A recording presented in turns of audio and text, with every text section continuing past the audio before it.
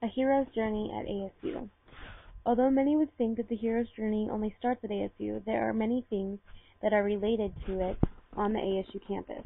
As Pearson says in her book, Awakening the Heroes Within, although we are heroes at every stage of the journey, how we define and experience heroism is affected by which guide is most active in our lives, culturally and individually. So although it may seem that heroism is way after we get out of college, Pearson would say that it is in every step of our lives. ASU's campus has people that are in all different steps of the hero's journey. To do this project, I chose to pick out some of the culture of a college student out of mine and my friends' experiences throughout college. In this analysis of the hero's journey, the assumption is that when I am talking about freshmen, I mean adults around the age of 18.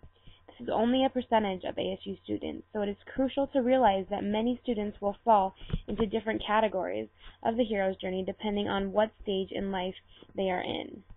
So I'm sure you are all wondering, how does the hero's journey relate to ASU?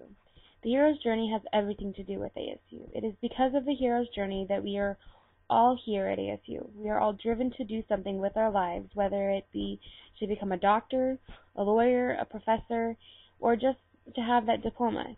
Each one of us is here for a reason, and that is what the hero's journey is about, to flourish and better ourselves. I am going to go through the hero's journey here at ASU based on the 12 archetypes presented by Carol S. Pearson. Archetypes, as quoted of Carl Jung by Alan Dundes, operate independently of man's conscious mind. Man does not invent them, but simply inherits or receives them. The first archetype I want to discuss are the innocent and the orphan. Here, the innocent and the orphan would represent the freshman and sophomore, who for this analysis are between the ages of 17 and 20.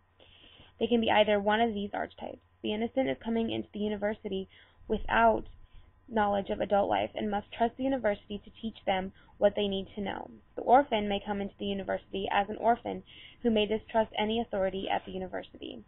The innocent may turn into the orphan after being at the university for a while, although it is not always necessary for the innocent to take on the orphan archetype. The next archetype is the warrior. I represented the warrior here as the juniors. Junior year is when many college students usually kick their academics into gear, since it is now time to look at the future and plan out your last semester at ASU. The juniors take on the warrior archetype because, as Pearson would say, they have the capacity to make goals and to stick to them. They claim their power in the world at this stage of the college career. The seeker is much like this, but instead of trying to achieve academic goals, they are moving on in search of new horizons. This is why I chose the seniors to be the seekers. I know at this stage in my life I am ready to move forward and seek out new things. Pearson's text quotes, "Once we have made the decision to cross the threshold, which in this case means graduation, and undertake our heroic journeys, we experience a number of tests that check whether we have learned the lessons of the previous archetypes." The creators on ASU campus is us. All the students and faculty can make up the creator's archetype. I chose to portray the creator archetype as all students and faculty because I believe college matches with many of the stages for creations on all different levels. The creator archetype is first created unconsciously. Pearson quotes that, "At first we create unconsciously with no sense that we are actually creating what is happening to us." I think this is what college is all about, because we are opening ourselves to an education and allowing ourselves to run with what we want to in our lives. The lover I chose to portray as the relationship that you encounter through college. In college, relationships play a huge part. The college life outside of school is very much based on the relationships that you are having. Love is such a huge basis because it changes people's lives. For example, you may not do things that you normally would because it is not beneficial to your partner or your relationship. The last archetype that I use to describe the students here at ASU is the destroyer archetype. The destroyer archetype is present in the college life and in other aspects of life. It can be a loss of a loved one, or turning to alcohol or drugs as a coping mechanism, or just because you think it is fun. I chose to show the shadow side of the destroyer archetype because I believe it is very present in college society. Data from the NIAAA, which is the National Institute on Alcohol Abuse and Alcoholism, say on average 1,700 college students die each year from alcohol-related deaths, and 599,000 are injured. This shows that this is a problem in colleges today, and at ASU it is still a problem. The destroyer follows along these lines when the drinking and drug use becomes routine or is done in a way that is self-destructive. The next 5 archetypes I chose to portray more from the side of the university than the students. The fool I thought related a lot to the more artistic side of campus.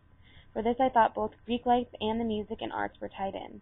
I think this relates to those things because when thinking of a fool archetype, both creative and fun comes to mind.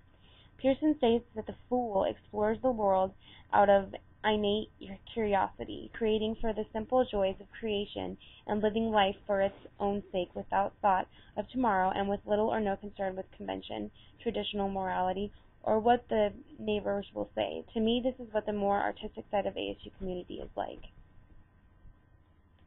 The caregiver I represented as the advisors that work at ASU. I think the advisor represents this because they are our guides through the classes that we take at ASU. I think they are the caregivers because they feel the need to care for others and teach them.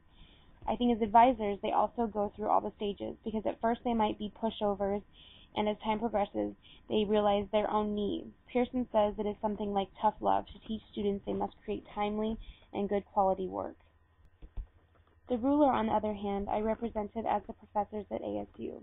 Although I thought they were also very much like the caregivers, I thought this fit really well with the professor's mentality because the ruler is there with all the wisdom that they have acquired to teach others things that they are passionate about. I think some professors can achieve this to the highest degree, while others are lacking in some of the important aspects for both a ruler and a professor. For the magician, I chose to do the professionals who work with students and their health and wellness on campus. I think this fits because there are always offers to go in and talk to counselors, doctors, or religious advisors for the well-being of students. These fit into the magician archetypes because the biggest goal of the magician is healing and growth, which I feel is a lot like those offices. The sage archetype can be represented by scholars and graduate students who want to learn more and understand the world as it is. Pearson's text quote that, as the sage's highest level, it is not simply about finding knowledge, but about becoming wise. I think this is a lot like scholars and graduate students, because the graduate student goes back to college to become more enlightened about the subject they study.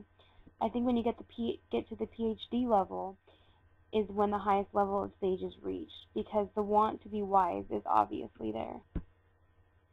Although many may think ASU is only the beginning of their journey, and for many of us it is, I know that it has been such an adventure, and I am so excited to move to the next chapter of my life and on to the next archetype.